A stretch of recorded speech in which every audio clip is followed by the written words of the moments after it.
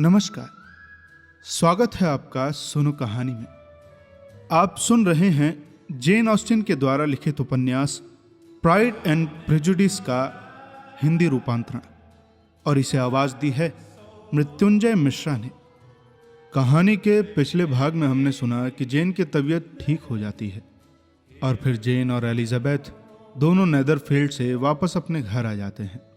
उनके आने के कुछ ही दिन बाद उनका चचेरा भाई मिस्टर कॉलिंस वहां आता है, वही भाई जिसके नाम आगे भविष्य में उनकी संपत्ति होने वाली थी। अब आगे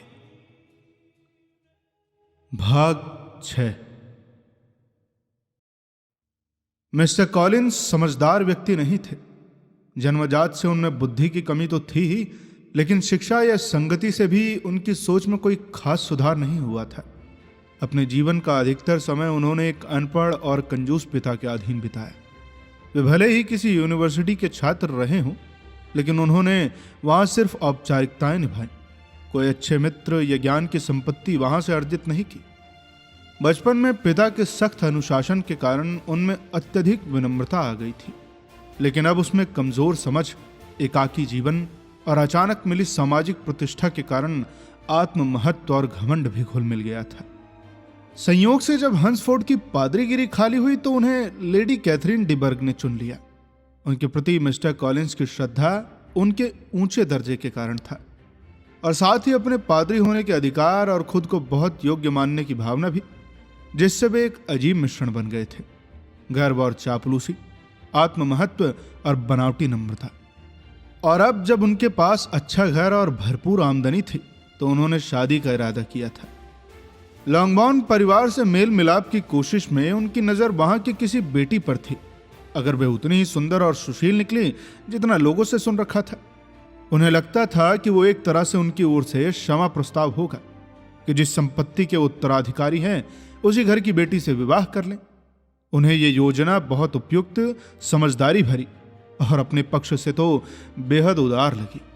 जब उन्होंने बेटियों को देखा तो उनकी योजना में कोई बदलाव नहीं आया। मिस जेन बेनेट का खूबसूरत चेहरा देखकर उनका फैसला तो जैसे पक्का ही हो गया, और फिर उम्र के लिहाज से भी उन्होंने उसी को सबसे उपयुक्त समझा। पहले ही शाम को उनकी तय पसंद बन गई, मगर फिर अगली सुबह एक बदलाव आया। नाश्ते से पहले मिसेस बेनेट ने लगभग 15 मिनट की बातचीत में, जब बात उनके पादरी निवास से शुरू होकर इस ओर मुड़ी कि वे वहां एक पत्नी लाने की आशा रखते हैं, तो मिसेस बेनेट ने बड़ी प्रसन्न मुस्कान और उत्साह के बीच जेन को लेकर थोड़ी सावधानी जताई। छोटी बेटियों के बारे में तो पक्के तौर पर कुछ नहीं कह सकती, शायद कोई पसंद नापसंद नहीं है, पर सबसे बड़ी बेटी, हाँ, मुझे जरूरी लगा कि इशारा कर दूं आपको, बहुत जल्द सगाई होने की संभावना है। और बस यही मिस्टर कॉलिंस को जेन से एलिजाबेथ की ओर मुड़ना पड़ा, और ये काम हो गया ठीक उस वक्त जब मिसेस बेनेट आग में चम्मच चला रही थी। जन्म और सुंदरता दोनों में एलिजाबेथ अगली ही थी, तो उसका चयन स्वाभाविक था। मिसेस बेनेट ने इस बात को मन में रख लिया और उम्मीद करने लगी कि शायद अब उनकी 2 बेटियां जल्द ही विवाह योग्य हो जाएंगी। वो आदमी जिसे उन्होंने एक दिन पहले तक झेलना भी मुश्किल समझा था, अब उन्हें बहुत पसंद आने लगा। उधर लीडिया ने जो मैरिटन जाने की योजना बनाई थी वो अभी भी कायम थी। मैरी को छोड़कर बाकी सभी बहनें साथ जाने को तैयार थीं। मिस्टर कॉलिंस को भी साथ भेजा गया, मिस्टर बेनेट के विशेष आग्रह पर, जिन्हें किसी भी तरह अपने पुस्तकालय में कुछ समय की शांति चाहिए थी। दरअसल मिस्टर कॉलिंस नाश्ते के बाद से ही उनके पीछे पुस्तकालय तक चले आए थे और वहीं भारी भरकम किताब खोलकर बैठ गए थे, पर पढ़ने से ज्यादा लगातार अपने हैंसफोर्ड वाले घर और बगीचे की बातें किए जा रहे थे। पढ़ा कुछ भी नहीं। मिस्टर बेनेट को यह बहुत खल रहा था। उनके लिए पुस्तकालय एकमात्र ऐसी जगह थी जहां उन्हें शांति और अकेलापन मिलता था, और जैसा कि उन्होंने एलिजाबेथ से कहा भी, देखो बेटा, घर के बाकी हिस्सों में मूर्खता और घमंड मिल सकता है, पर यहां नहीं। इसीलिए उन्होंने बड़ी तत्परता से मिस्टर कॉलिंस को बेटियों के साथ टहलने भेज दिया, और मिस्टर कॉलिंस, जो पढ़ने की तुलना में चलने फिरने में ज्यादा रुचि रखते थे, खुशी खुशी किताब बंद करके चल पड़े। रास्ते भर कॉलिंस की बड़बड़ाहट और बहनों की विनम्र, जी हाँ बिल्कुल, जी सही कह रहे हैं आप। जैसी प्रतिक्रियाओं में समय बीतता रहा जब तक वो मैरिटन नहीं पहुंच गए। वहां पहुंचते ही छोटी बहनों का ध्यान कॉलिंस से हट गया। अब उनकी नजरें सड़कों पर दौड़ रही थीं, किसी फौजी अफसर को देखने की उम्मीद में। अब सिर्फ कोई बहुत ही शानदार टोपी या दुकान की खिड़की में बिल्कुल नई मसलिन की ड्रेस ही उन्हें और आकर्षित कर सकती थी। तभी अचानक सभी बहनों की निगाहें एक अजनबी युवक पर टिक गईं, बेहद सज्जन और आकर्षक व्यक्तित्व वाला, जो एक अफसर के साथ दूसरी तरफ से आ रहा था। वो अफसर वही मिस्टर डैनी था जिसकी लौटने की खबर लेने लीडिया आई थी। उसने सबको देखते हुए झुककर अभिवादन किया। सभी उस अजनबी की छवि से प्रभावित हुए और किट्टी व लीडिया ये जानने के लिए कि वो कौन है, बहाना बनाकर सामने वाली दुकान की तरफ चल पड़ी। संयोग से जैसे ही वो उस ओर पहुंची, दोनों सज्जन भी घूमकर वहीं आ गए। मिस्टर डैनी ने तुरंत बात शुरू की और अपने मिस्टर विक्रम का परिचय कराया, जो उनके साथ एक दिन पहले ही शहर से लौटे थे और अब उनके रेजिमेंट में शामिल हो गए थे। ये सब कुछ ठीक वैसा ही था जैसा लड़कियां चाहती थीं, और विक्रम को तो अब सिर्फ वर्दी की ही कमी थी, वरना उनका रूप, रंग, अंदाज और बात करने का तरीका सभी कुछ दिल जीतने वाला था। उनका चेहरा सुंदर था, शरीर गठा हुआ और व्यवहार बहुत ही आकर्षक। बातचीत में वो बहुत सहज और शालीन थे। सबके बीच बड़ी अच्छी बातचीत चल रही थी। तभी अचानक घोड़ों की टापों की आवाज आई और देखा गया कि मिस्टर डार्सी और मिस्टर बिंगले घोड़े पर सवार होकर सड़क से आ रहे थे। जैसे ही उन्होंने लड़कियों को देखा, वे सीधे ही उन्हीं की ओर आए और आदतन शिष्टाचार निभाने लगे। मुख्य रूप से बिंगले ही बात कर रहे थे और उनकी सारी बातों का केंद्र मिस जेन बेनेट ही थी। उन्होंने बताया कि वे खास तौर पर उनके हालचाल पूछने लॉन्गबॉर्न जा रहे थे। मिस्टर डार्सी ने भी सिर झुकाकर बात की पुष्टि की और तभी उनकी नजर अचानक मिस्टर विक्रम पर पड़ी। एलिजाबेथ ने यह देखा और चौंक गई। दोनों का चेहरा पल भर में बदल गया। एक का चेहरा पीला पड़ गया और दूसरे का लाल हो गया। कुछ क्षणों बाद विक्रम ने टोपी छूकर अभिवादन किया, जिसे डार्सी ने बहुत ही अनमने भाव से हल्के में जवाब दिया। भला इसका क्या मतलब हो सकता है? एलिजाबेथ सोचती रह गई, लेकिन कुछ समझ में नहीं आया, पर जानने की इच्छा उसकी और तेज हो गई। एक ही पल में मिस्टर बिंगले, जैसे उन्होंने कुछ देखा ही ना हो, विनम्रता से विदा लेकर अपने मित्र के साथ आगे बढ़ गए। मिस्टर डैनी और मिस्टर विक्रम ने युवतियों को मिस्टर फिलिप्स के घर के दरवाजे तक छोड़ा और फिर विदा ली। भले लीडिया ने बार बार आग्रह किया कि वे भीतर चलें, और भले ही मिसेस फिलिप्स ने बैठक की खिड़की खोलकर जोर से उनका निमंत्रण दोहराया, लेकिन वो नहीं आए। मिसेस फिलिप्स हमेशा अपनी भांजियों को देखकर प्रसन्न होती थी, और चूंकि दो बड़ी बहनें कुछ समय से अनुपस्थित रही थीं, वे उनके लिए विशेष रूप से खुश थीं। वो उनके अचानक लौटाने पर आश्चर्य जाहिर कर ही रही थी, क्योंकि उनकी खुद की बग्घी उन्हें लेने नहीं गई थी। वो जानती भी नहीं होती अगर मिस्टर जोन्स के नौकर ने सड़क पर यह बात न बताई होती कि नीदरफील्ड को अब और दवा की पुर्जियां नहीं भेजनी है, क्योंकि मिस बेनेट लौट आई हैं, कि तभी जेन ने मिस्टर कॉलिंस का परिचय करवा दिया। मिसेस फिलिप्स ने उन्हें अपनी सर्वोत्तम विनम्रता के साथ ग्रहण किया और मिस्टर कॉलिंस ने उससे भी कहीं अधिक विनम्रता से उत्तर दिया, ये कहते हुए कि भले ही वे उन्हें पहले से नहीं जानते, पर वो आशा करते हैं कि अपनी परिचारिकाओं से उनके संबंध के कारण यह आगमन अनुचित नहीं समझा जाएगा। मिसेस फिलिप्स उनकी इस अद्भुत शिष्टता से एकदम अभिभूत हो गईं, लेकिन एक अजनबी की यह भव्यता ज्यादा देर नहीं टिक पाई, क्योंकि बाकी सबका ध्यान जल्द ही दूसरे अजनबी की ओर मुड़ गया।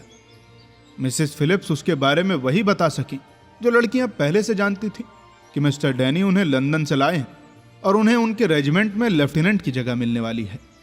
पिछले घंटे भर से वो सड़क पर टहलते हुए दिख रहे थे, और अगर वे अब भी वहां होते तो किट्टी और लीडिया जरूर खिड़की से उन्हें देखती ही रहती। लेकिन दुर्भाग्य कि अब खिड़की के सामने कोई नहीं था, सिवाय कुछ एक अधिकारियों के, जो उस नए सज्जन की तुलना में अब उन्हें बिल्कुल उबाऊ और बेस्वाद लगने लगे थे।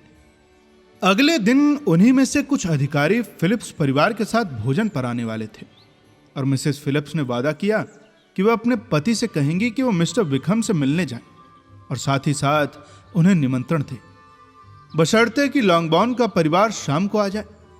यह प्रस्ताव स्वीकार कर लिया गया और मिसेस फिलिप्स ने भरोसा दिलाया कि वे सब मिलकर एक बढ़िया चुलबुला सा लॉटरी टिकट वाला खेल खेलेंगे और फिर बाद में थोड़ा सा गर्म खाना भी होगा। इस मनोरंजन की आशा से सबका मन बहुत प्रसन्न हो गया और सभी हंसी मजाक में विदा हुए।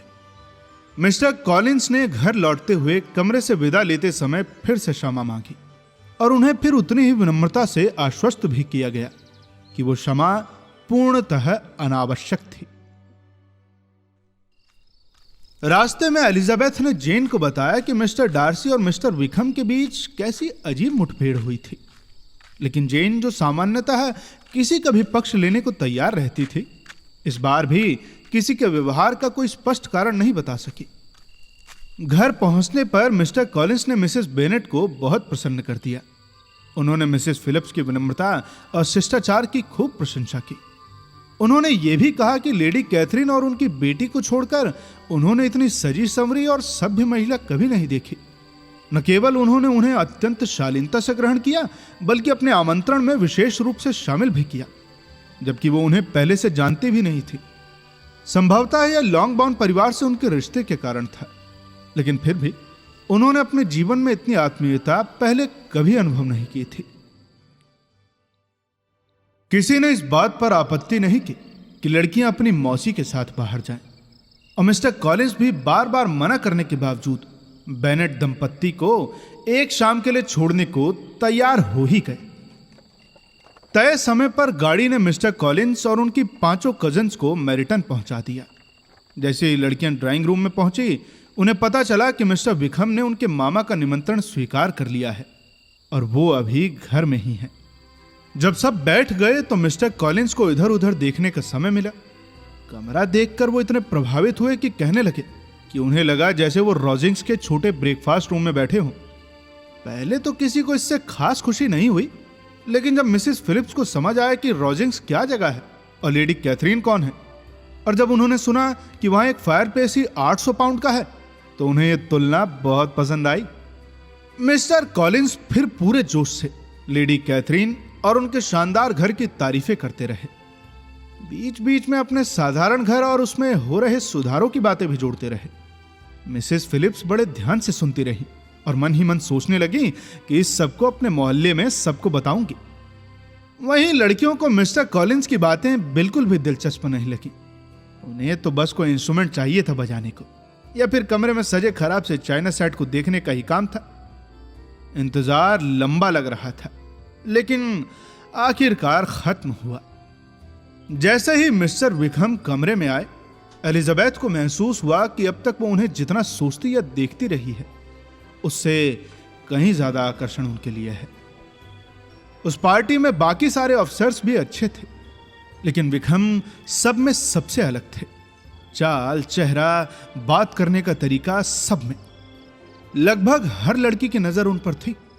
लेकिन आखिर में वह एलिजाबेथ के पास आकर बैठे। बातचीत की शुरुआत तो मौसम की आम सी बातों से हुई, बारिश और सीजन के बारे में, लेकिन उनका बात करने का अंदाज इतना अच्छा था कि सबसे बोरिंग टॉपिक भी दिलचस्प लगने लगा। ऐसे में बेचारे मिस्टर कॉलिंस बिल्कुल बेअसर हो गए। लड़कियों के लिए तो जैसे उनका कोई मतलब ही नहीं था। लेकिन मिसेस फिलिप्स अब भी उन्हें ध्यान से सुन रही थी और उन्हें बार बार कॉफी और मफिन्स देती जा रही थी।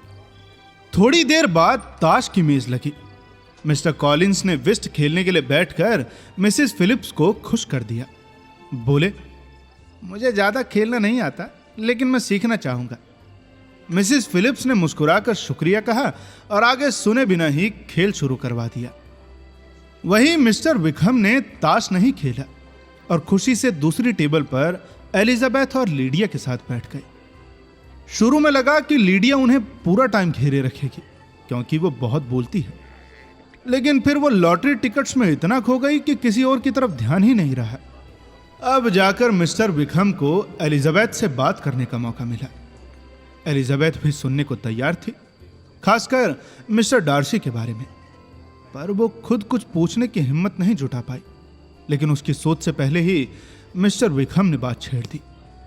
उन्होंने पूछा, नेदरफील्ड यहां से कितनी दूर है? फिर थोड़े हिचकते हुए पूछा, मिस्टर डार्सी यहां कब से हैं? एलिजाबेथ बोली, जी लगभग 1 महीना। और फिर बात बढ़ाते हुए कहा, सुना है उनके पास डर्बीशायर में काफी जमीन जायदाद है। विक्रम बोले, हाँ बहुत बड़ी प्रॉपर्टी है, करीब 10,000 सालाना आमदनी है, और इस बारे में आपको मुझसे बेहतर बताने वाला कोई नहीं मिलेगा। आपको बता दूं कि मैं बचपन से ही उनके परिवार से जुड़ा रहा हूं। एलिजाबेथ चौंक गई। विक्रम बोले, आपका चौंकना वाजिब है मिस बेनेट, क्योंकि आपने कल हमें जिस ठंडे तरीके से मिलते देखा होगा, उसके बाद मेरी बात पर यकीन करना मुश्किल है। क्यों, सही कह रहा हूं ना? अच्छा बताइए कि आप मिस्टर डार्सी को अच्छे से जानती हैं? एलिजाबेथ बोली, सच कहूं तो जितना जानना चाहती थी उतना जान चुकी हूं। मैं 4 दिन उनके साथ एक ही घर में थी। मुझे वो बिल्कुल भी पसंद नहीं आए। खैर, मुझे उस पर अपनी राय देने का कोई हक तो नहीं है। विक्रम ने कहा कि वो अच्छे इंसान हैं या नहीं, मैं उसे बहुत पहले से और बहुत अच्छी तरह जानता हूं, इसलिए मैं उसकी सही तरीके से आलोचना नहीं कर सकता। मैं निष्पक्ष नहीं रह सकता। लेकिन मुझे लगता है कि आपकी जो राय है वो ज़्यादातर लोगों को हैरान कर देगी, और शायद आप इसे कहीं और इतना खुलकर न कहें। यहाँ आप अपने ही घर में हैं। सच कहूँ तो मैं यहाँ वही कह रही हूँ जो मैं इस इलाके के किसी भी घर में कह सकती हूँ, सिवाय नीदरफील्ड के। उसे यहाँ हर जगह नापसंद किया जाता है। उसकी घमंड से सब परेशान हैं, कोई भी उसकी तारीफ नहीं करता। मुझे ये जानकर कोई हैरानी नहीं हुई, न ही कोई अफसोस। विक्रम ने थोड़ी देर चुप रहने के बाद कहा कि किसी आदमी को उससे ज़्यादा महत्व नहीं दिया जा रहा जितना वो सच में डिजर्व करता है। लेकिन डार्सी के साथ ऐसा कम ही होता है। उसकी दौलत और ऊंचे रुतबे ने लोगों की आंखों पर पट्टी बांध रखी है, या फिर लोग उसके अकड़ू और रौबदार व्यवहार से डर जाते हैं और फिर वही देखते हैं जो वो दिखाना चाहता है। मैं तो उसे बस थोड़ी सी जान पहचान के बाद ही गुस्सैल और रूखा आदमी मानती हूं, एलिजाबेथ ने कहा। विक्रम ने इस पर कुछ कहा नहीं, बस सिर हिला दिया। फिर कुछ देर बाद बोला, मुझे तो ये जानकर हैरानी हो रही है कि अभी वो कुछ दिन और यहां रहने वाला है। खैर, मुझे तो इस बारे में कुछ नहीं पता। जब मैं नीदरफील्ड में थी तब तो उसके जाने की कोई बात नहीं सुनी मैंने, लेकिन मैं उम्मीद करती हूं कि उसकी मौजूदगी से आपके प्लान्स पर असर न डले। अरे नहीं नहीं, बिल्कुल नहीं। डार्सी कौन होता है जो मुझे यहां से हटा दे? अगर उसे मुझसे दूर रहना है तो उसे खुद जाना होगा। हम एक दूसरे के कोई दोस्त नहीं हैं, और उससे मिलना हमेशा मुझे दुखी देता है। लेकिन मेरे पास उसे टालने की कोई वजह नहीं है, सिवाय एक बहुत बड़ी बेइंसाफी के, और इस दुख के कि वो ऐसा इंसान बन गया है। उसके पिता मिस्टर डार्सी सीनियर बहुत अच्छे इंसान थे, मेरी नज़र में अब तक के सबसे अच्छे इंसानों में से एक, और मेरे सबसे सच्चे दोस्त भी थे। आज भी जब मैं इस डार्सी को देखता हूँ ना, तो उसके पिता की याद में मेरा दिल भर आता है। उसने मेरे साथ जो किया वो बहुत गलत था, लेकिन शायद मैं उसे सब माफ़ कर देता, सिवाय इस बात के कि उसने अपने पिता की उम्मीदों को तोड़ा, और फिर साथ ही साथ उनकी यादों को भी बदनाम किया। एलिजाबेथ को अब ये बातें और भी दिलचस्प लगने लगी थी। वो पूरी तन्मयता से सुन रही थी, लेकिन विषय थोड़ा नाजुक था, इसीलिए वो आगे सवाल नहीं कर सकी। इसके बाद विक्रम ने आम बातों पर बात करना शुरू किया, मैरिटन की, वहां के लोग और आसपास की सोसाइटी की। वो सब चीजों से बहुत खुश नजर आ रहा था, और लोगों के बारे में बात करते हुए उसकी बातों में शराफत भरा आकर्षण भी था। मुझे सबसे ज्यादा आकर्षित किया इस इलाके की सोसाइटियों ने, उसने कहा। मैं जानता था कि एक इज्जतदार और बढ़िया रेजिमेंट है। मेरे दोस्त डैनी ने यहाँ की पोस्टिंग और लोगों की मेहमान नवाजी के बारे में इतना बढ़िया बताया कि मैं यहीं आ गया। मुझे तो सोसाइटी की बहुत ज़रूरत होती है। साफ बताऊं आपको तो मैं एक ऐसा इंसान हूं जो अकेलापन नहीं झेल सकता। मुझे काम और साथ ही साथ लोगों की ज़रूरत है। फौज में आना मेरी पसंद नहीं थी, लेकिन हालत ऐसे बने कि यही सही लगा। असल में मुझे चर्च में काम करना चाहिए था, मुझे वहीं के लिए ट्रेनिंग दी गई थी, और अगर सब ठीक रहता तो आज मैं एक बहुत बढ़िया चर्च पद पर होता। बस उसी आदमी को अगर ऐसा मंजूर होता जिसके बारे में हम थोड़ी देर पहले बात कर रहे थे। सच में? एलिजाबेथ ने हैरानी से कहा। जी हाँ, मिस्टर डार्सी सीनियर ने मुझे अपनी सबसे अच्छी चर्च पोस्ट दी थी। वो मेरे गॉडफादर थे, मुझसे बेहद प्यार करते थे। उन्होंने सोचा था कि मेरा भविष्य सुरक्षित कर दिया है, लेकिन जब वो पोस्ट खाली हुई तो किसी और को दे दी गई। ये भगवान! एलिजाबेथ चौंक गई। लेकिन ऐसा कैसे हो सकता है? उनकी वसीयत को कैसे अनदेखा किया जा सकता है? आपने कोर्ट का सहारा क्यों नहीं लिया? वसीयत में ज़रा सी तकनीकी कमी थी जिससे मुझे लीगल तौर पर कोई उम्मीद नहीं रही। एक सम्मानजनक आदमी उनकी मंशा को समझ सकता था, लेकिन मिस्टर डार्सी ने या तो उसे नज़रअंदाज किया या फिर बस उसे एक सिफारिश मानकर कहा कि मैंने उस पद के लायक होने का अधिकार खो दिया। अपनी फिजूल खर्ची, लापरवाही या किसी भी बहाने से कह सकते हो, हकीकत यह है कि वो पद ठीक 2 साल पहले खाली हुआ, ठीक जब मैं उसे लेने की उम्र में आया था, लेकिन फिर भी किसी और को दे दिया गया। और यह भी उतना ही सच है कि मैंने कोई ऐसा काम नहीं किया था जिससे मैं उसका हकदार न रहूं। हाँ, मेरा स्वभाव थोड़ा खुला और गर्म मिजाज है, शायद मैंने कभी कभी अपने विचार खुलकर कह दिए हों, लेकिन इससे ज़्यादा कुछ नहीं। बात सिर्फ इतनी है कि हम दोनों बहुत अलग किस्म के इंसान हैं और इसी वजह से वो मुझसे नफरत करता है। ये तो बहुत चौंकाने वाली बात है। उसकी तो सबके सामने बेइज्जती करनी चाहिए, एलिजाबेथ ने कहा।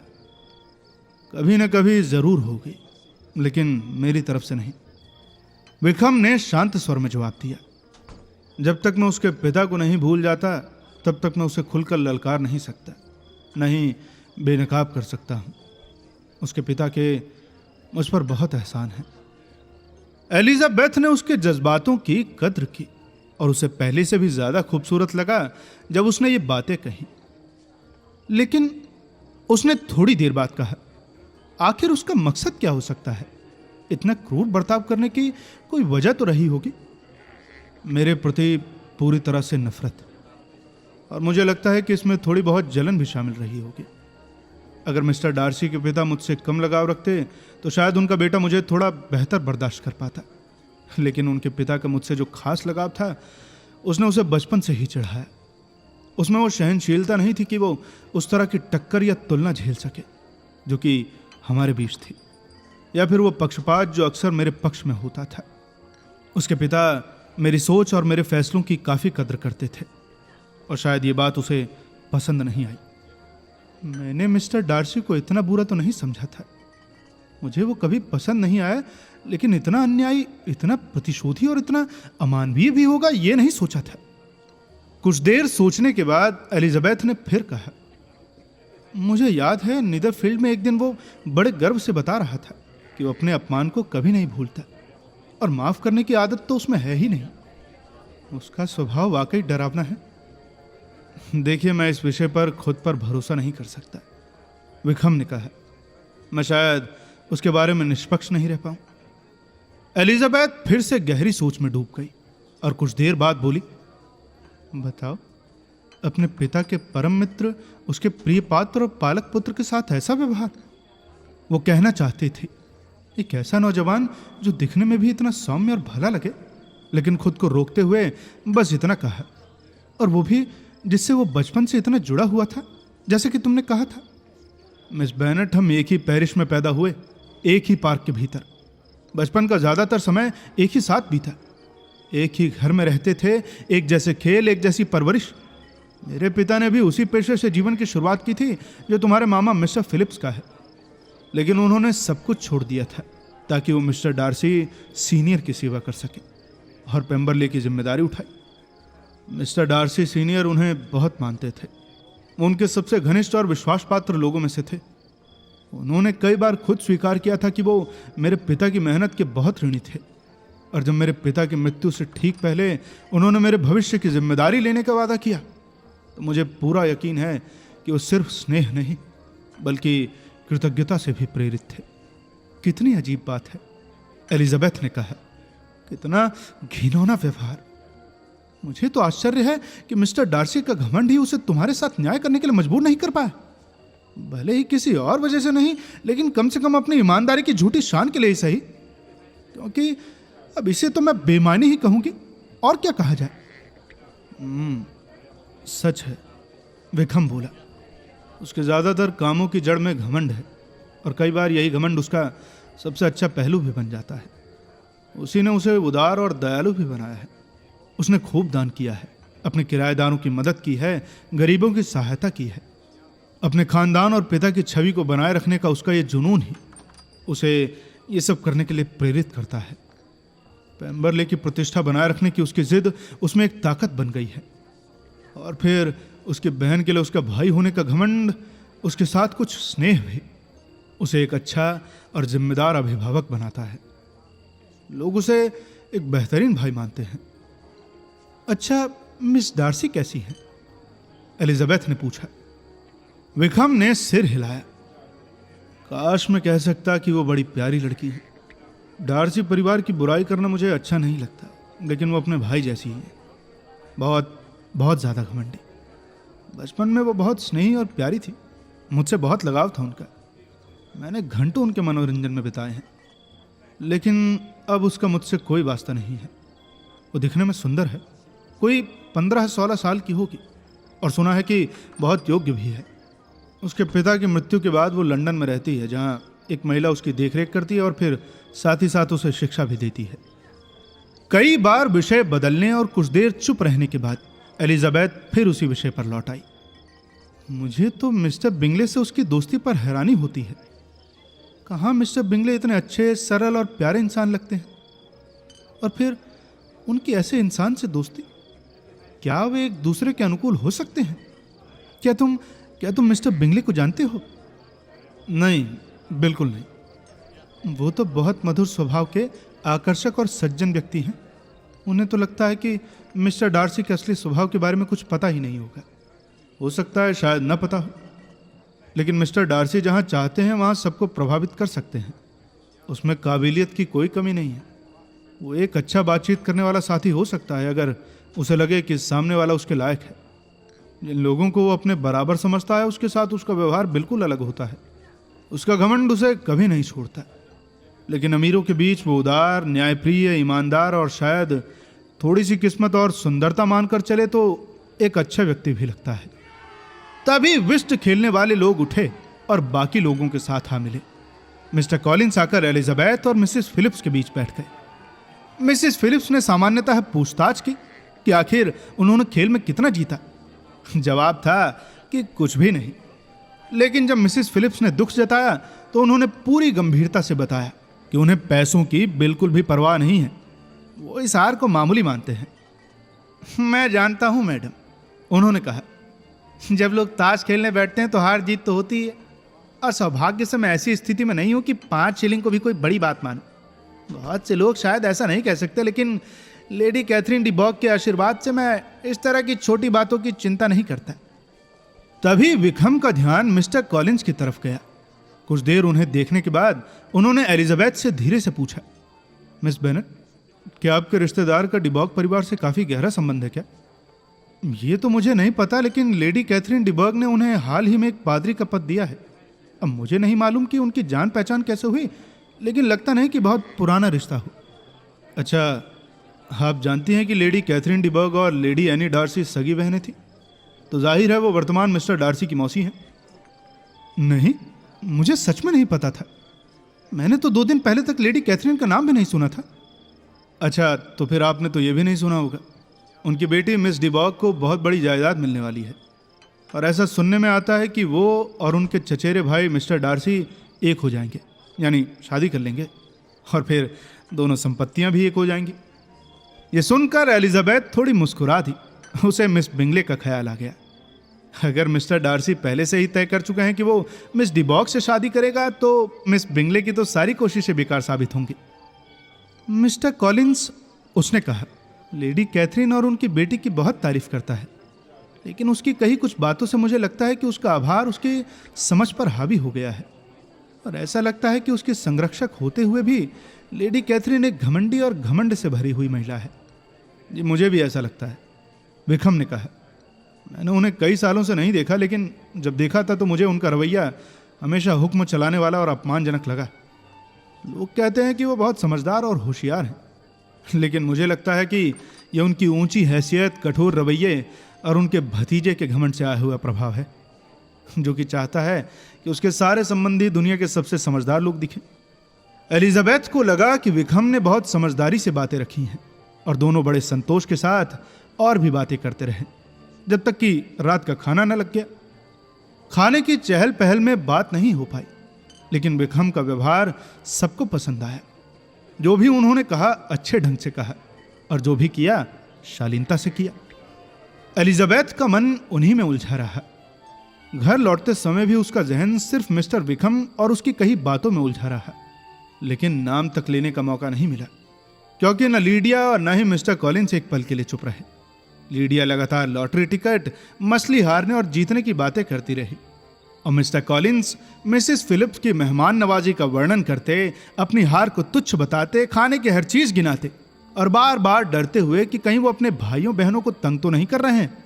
इतनी बातें कर रहे थे कि गाड़ी लॉन्गबोर्न हाउस पहुंचने से पहले ही उनका मुंह थक गया होगा।